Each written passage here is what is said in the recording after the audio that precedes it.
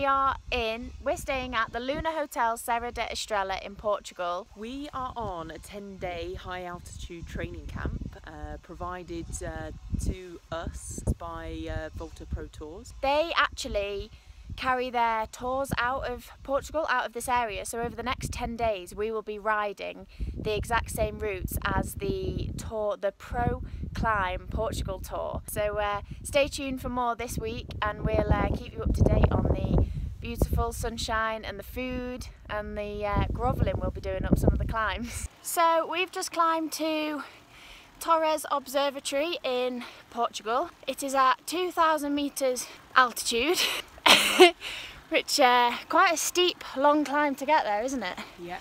I think it peaked in parts at like 10%. So you descend from there. It's a ride up and a ride down, one road up, same road back. About 20k round trip to go from the hotel up to Torres, all climbing. With beautiful views. Yeah, stunning. You can see behind us, the road is quiet, there's no cars. There's just us, mad people, climbing. So we've now descended from 2,000 meters to 1,600 meters. Still high, hey channel.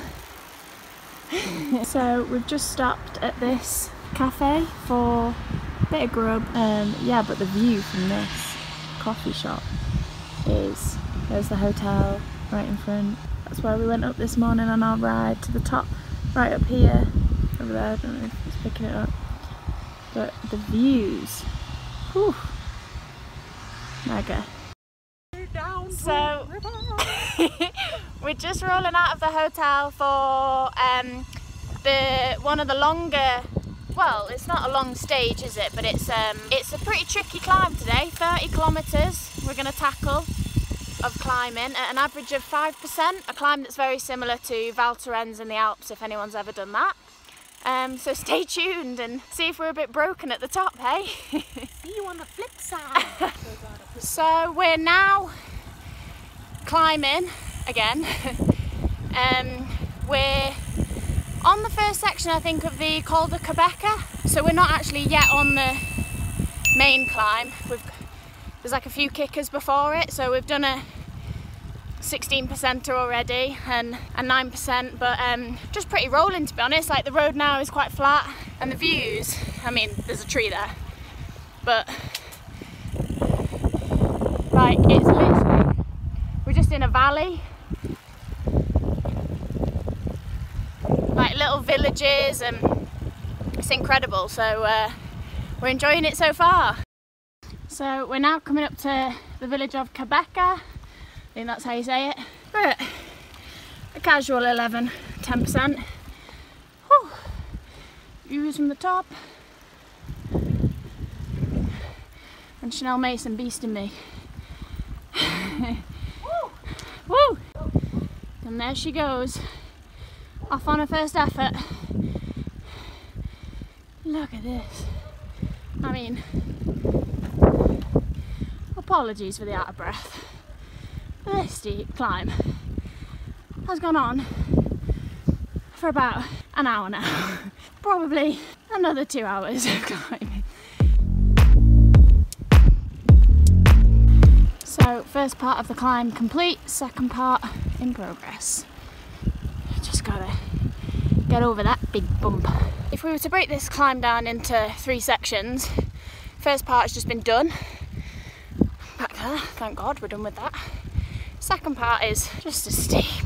But yeah, that part sort of, you see more like 8% than anything else.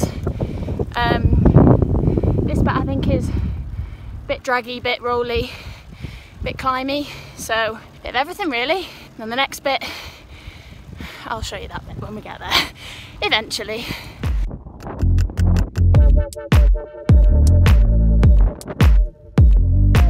Second 14% kicker of the day, on top of a 16%er, a 9%er.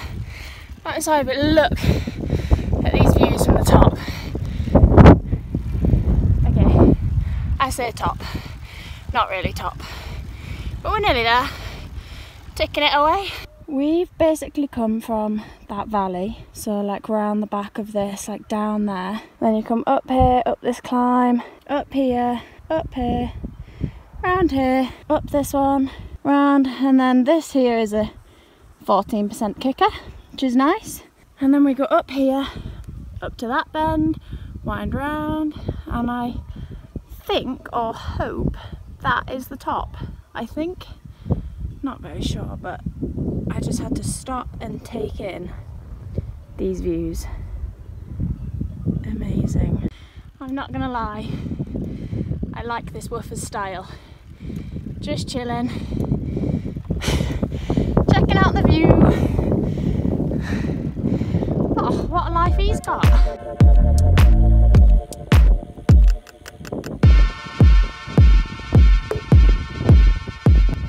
So, like I was saying before, this climb can be split into 3. So we've just climbed now the second middle bit, which I think is the longest bit. It's like 12-13k, but it has some 14% kickers in it. It's good, like the view from the top. You actually feel like you're on top of the world. So now the last little bit up to Torres again, and then once we're up there, it's just the descent back into the hotel. So yeah, one more climb to go, one more section of the climb, which is part of this 30k climb. And that, ladies and gentlemen, is 30 kilometres of climbing. In true mountain fashion, we are greeted at the top of Torres with a little bit of cloud. The rain cape's gone on. Yeah, all we have left to do of today is descend into the hotel. Yeah, so 70k complete. We've got 10 more k of descending now back into the hotel, where I think I'll find Chanel because she's not up here unless she's in this smog somewhere. So catch you soon when we get back to the hotel. And just like that, 80k, we're back. Excuse the helmet marks. Yeah, class day. 80k in the legs. Long old climb. Now for a nap, I think, and some food. How were your efforts today in the ride? How did you enjoy it? The ride, the views were beautiful. The weather was lovely. I'm not too sure I nailed my efforts. Might have got a bit carried away on some of them, but the climb is perfect for any sort of training soon. And you were at the Etape in France not long ago. How does that climb compare to the Val Thorens climb, which is of a similar distance? It's a similar distance. That seemed longer. At the Etape, it was saturated with another 16,000 riders, and we'd already climbed 2 cols before it. Today felt harder, considering we descended down and then went on to our 30k climb. I'd say this one was harder, but the views are amazing. Very, very quiet. Hardly any cars on the way up. And I've only just seen 2 cyclists. And how many mountain goats and mountain dogs did you see? Definitely more mountain goats than there was cars, for sure. And a few friendly mountain dogs. Good day out. Brilliant day out. So I am now heading out on day 4 of our altitude camp. I've left Chanel at home this time. I've got a steady, shorter ride to do today. But it was a bit grey this morning, so we left it till this afternoon. So it's currently 1:30, and the sun's come out. It's greeted us. So yeah, should be a nice day. Spin down to the next town and climb back up, and yeah, just enjoy it today. Just no efforts, just riding. So we're on our way back up to the hotel now. Flat section of the climb in the middle. Last little dig back up to the hotel, and then we're done for the day. So I'm just sat on my bed and I can hear rattling, and I was like, hey, what's that? Check this out. The farmer is taking his goats for a walk. He's running everywhere, but he's on the phone, but they're just chilling. I suppose this is mountain life for you. I want one. Can I have one, please?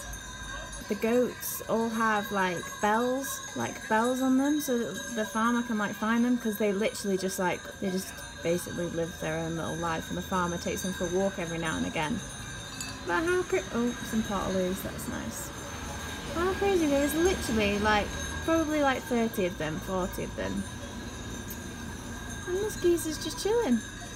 Yeah, these are my goats. We're just going for a walk. He cannot escape over the top of this rock. Oh, he's getting angry. His mountain dog has disappeared. He's gone up the road. His little herding dog, he's had enough.